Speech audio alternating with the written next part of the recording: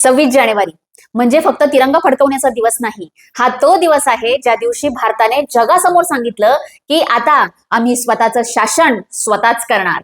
पण इथं एक सत्य कायम लक्षात ठेवण्यासारखं आहे की स्वातंत्र्य मिळवणं जितकं कठीण होतं, त्याला अर्थ देणं हे त्याहूनही कठीण होतं. आणि हा अर्थ ज्यांनी दिला ते होते डॉक्टर बाबासाहेब आंबेडकर. संविधानाचं प्रत्येक पान, प्रत्येक अनुच्छेद मला आणि तुम्हाला समान उभं करण्यासाठी लिहिलं गेलं.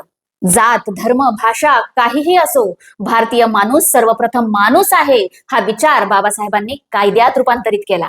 26 जानेवारी 1950 देशानं संविधान स्वीकारलं. पण त्या दिवशी त्या व्यक्तीचा विचार आणि मेहनत हे प्रत्येक व्यक्तीला, नागरिकाला, शेतकऱ्याला, महिलेला एक नवीन जीवन दिलं. आज आपण मोकळेपणाने बोलू शकतो, प्रश्न विचारू शकतो, आपले हक्क मागू शकतो. हे सगळं शक्य आहे कारण ती व्यक्ती दिवसरात्र लिहित होती स्वातंत्र्य, समता, न्याय आणि बंधुता. गणतंत्र दिवसाचा खरा अर्थ इथंच आहे की देशप्रेम म्हणजे फक्त झेंडा हातात घेणं नाही, तर देशप्रेम म्हणजे संविधान जगणं. म्हणून आज असं ठरवूयात की गणतंत्र दिवस फक्त साजरा करायचा नाही, तर समजून घ्यायचा.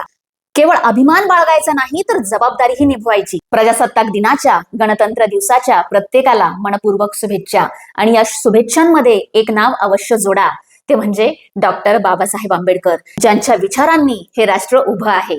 तुमच्या मते संविधानाने तुम्हाला काय दिलं? कमेंटमध्ये नक्की सांगा. आणि हो, अभिमानाने म्हणा, जय भीम.